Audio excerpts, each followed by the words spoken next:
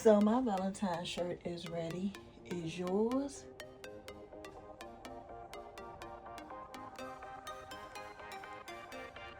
Hello, I'm Nikki. So if you have been wanting to make your own custom t-shirts, here at Exotic Party Creations, we offer in-house sublimation prints. So right now we are doing a Valentine theme print. So we offer this size, which is a 13" by 19". We offer 8.5" by 11". And we can also print up to 24 inches wide by 96 inches long, maybe even longer. So if you're looking for custom sublimation prints, come on over to Adel, Georgia. Check us out because we can print your images for you. Also, if you purchase your prints from us, you will be able to come inside our crafters gym and sublimate your shirts as well. So buy your prints with us and press them here at the same time. Also, if you need blank shirts, we do offer blank sublimation t-shirts as well. And these here shirts are going to be the wicker friendly shirts. And we do have them up to, I want to say, a 5XL. So I'm going to give you a demonstration on how to sublimate your t-shirt. So once you take them out the bag, you're going to want to lint roll it to get any lint from off it. So I'm going to go over here to the heat press, and we do have a swing away heat press. It measures about 16 inches by 24 inches. Okay, so if you have larger shirts that you want to sublimate, instead of using that 8 by 10 or that 16 by 15 or 15 by 15, you can come here and use our swing away, which you would only have to press for a 13 by 19 inch shirt one time. So we're going to go over here and we're going to lay the shirt on the heat press.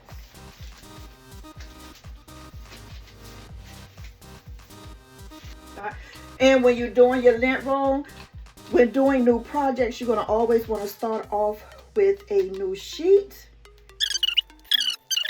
And start off with a new sheet. I'm only going to lint roll the areas that is of importance, and that's going to be the area in which we're going to actually lay our image on. So the purpose of lint rolling is because you do not want to see any blue speckles that sublimation may leave because of having lint on the shirt. When doing sublimation shirts, some shirts you will find you will need a piece of paper in the inside to stop the bleed from going on the back. And for some shirts, you're not going to have to worry about that.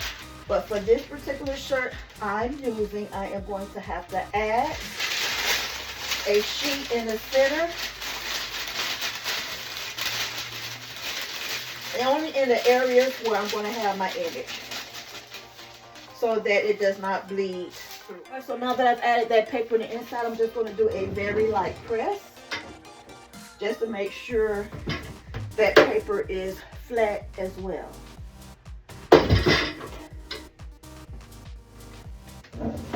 There's our shirt flat. Now we're ready to add our image. So we're going to start off with this 13 by 19 print that we currently have on sale. It's our Valentine's theme PNG image, and it's one of our humor templates.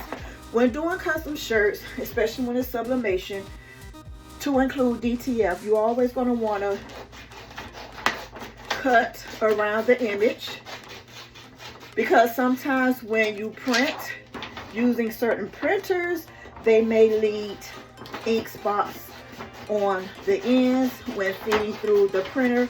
So make it a habit of just cutting around the image, and then sometimes you can also tear it. This also helps to keep those sharp lines from appearing when you're doing presses. Also, what helps is the pressure of the heat press will also make those lines. So we're going to avoid those lines today. So either cut around or do it like this. I'm going to fold it in half Matter of fact, let me go a little bit up to the top. I'm just going to cut. All right, because we don't want all that empty space to give us a false sense of security that it's printed. We just want to get as close to the print as possible without cutting the print. We're going to fold it in half so that we can find our center point. All right, so once we have folded in half, as you can tell, the image is mirrored. Let's put it this way so you can be able to see. The image is mirrored, so you do not have to send us your pictures mirrored. And as I'm looking, it's showing that it's facing the right way, but trust me, this image is mirrored. No need to mirror if you're ordering your prints from us, because our machine will automatically mirror the image. Now, the rule of thumb that I use is I get the 2 fingers and I start off at the top, and then right where my 2 fingers are, then I just kind of basically, that's where I'm going to lay my image. All right, always want to make sure that the image is straight. And then after you have your placement on the shirt, you can always spray it with an adhesive spray, or you can tape it. For this demonstration, I am going to tape it. So you just want to add some. You don't have to like tape the whole sides. You just want to add some tape on the ends just to hold that image in place, because once you start moving the press and applying your protective sheet on top, sometimes it tends to move the image. So here I'm using parchment paper, and it's new parchment paper. And the reason why I say new is because sometimes you'll find yourself wanting to reuse paper that you have already pressed with, and that can be a no-no, because sometimes the image may leak through onto your protective paper on top, which will also cause it to bleed onto your next print. So always use new paper. I'm going to press this. It's showing 201 Celsius, so it's going to be equivalent to 398 to 400 degrees Fahrenheit, and we are going to press for 60 seconds. So while that is pressing, if you would like hands-on classes with me showing you how to press a shirt from beginning to end, to where you can also press your own shirts and take home with you, I do offer one-on-one classes, and I also offer small group classes. So don't forget to go over to our website and schedule your class today. We are located in Ada, Georgia, 1002 North Hutchinson Avenue, and right now we're doing appointments only. All right, so we got 210. All right, so once your shirt has finished pressing, so when removing hot objects from the heat press, you do want to put on some heat protective gloves so that you do not burn your hands, because once this is finished, it is very hot.